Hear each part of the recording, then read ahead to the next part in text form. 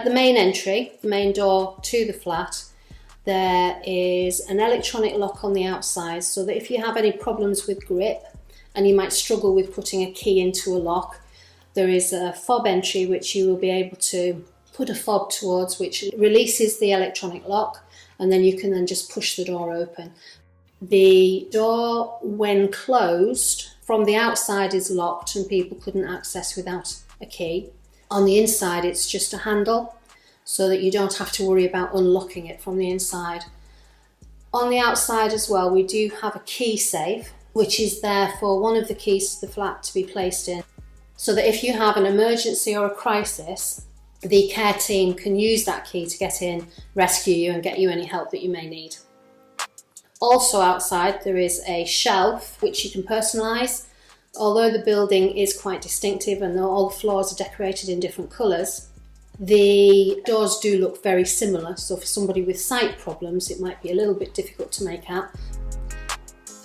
The first thing you come to when you open the flat door is the hallway, which is a nice large sized hallway with a storage cupboard which can hold your ironing board, your hoover, that kind of thing.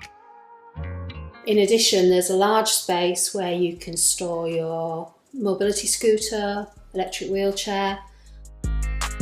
Off that, there is the main living room, which is a nice large space which enables you to have a small table there if you wish to do so, so you can eat the meals that you're eating in your flat at that table, but plenty of room for a suite.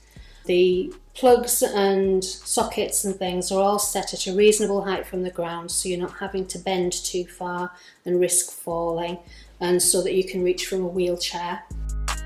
There's an open space from the living room to the kitchen area, which enables you to have easy access if you have walking aids and things to get into your kitchen and out of your kitchen back to your living space. It has, within the kitchen, a window out onto the hallway which has a blind between the two panes of glass, which you can either have open or closed so that people can glance in and make sure you're all right, or so that you can see what's going on out in the corridor, or you can have it closed for privacy, whichever is your personal preference. There is also, within the kitchen built in, there is an oven, hob and extractor fan and light over it, so that if you're wanting to do meals within your own flat, you have the ability to do so. There's a space for your own washing machine, which is already plumbed, so it's kind of plug and play. There is also a space for fridge freezer. Plenty of cupboards, drawers and storage within the kitchen for a reasonably sized family, and certainly for a couple, which is the maximum that would be in any flat. From the kitchen and the living room, there is on the ground floor a patio area where there is a small flagged patio where if you wanted to put some garden furniture so you could sit outside, you would be able to do so.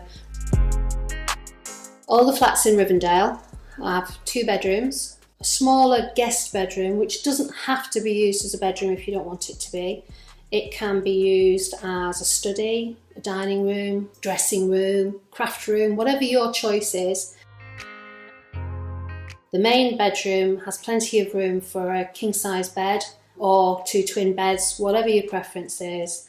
And there are also in there the telephone point and TV aerial point. Off the main bedroom, there is the wet room, which has a shower with a fold-down seat. It also has a standard toilet fitted and plenty of grab rails for people to use, one of which is fold back up against the wall and so can be pushed out of the way if you don't need it. There are grab rails around the sink so that if you need to hang on, you can. Because it's a wet room, if you wish to do so, you can have a cupboard, but because of the doors retract into the walls, it's difficult to put a cabinet as you would have in most bathrooms, but a freestanding cupboard will be fine because the water is well controlled and doesn't come out of the drainage area. In all of the flats, we've always had a smoke alarm system, and we've recently upgraded that smoke alarm system to ensure that there are smoke alarms in all of the rooms and a heat sensor within the kitchen to make sure that people within the flats are safe.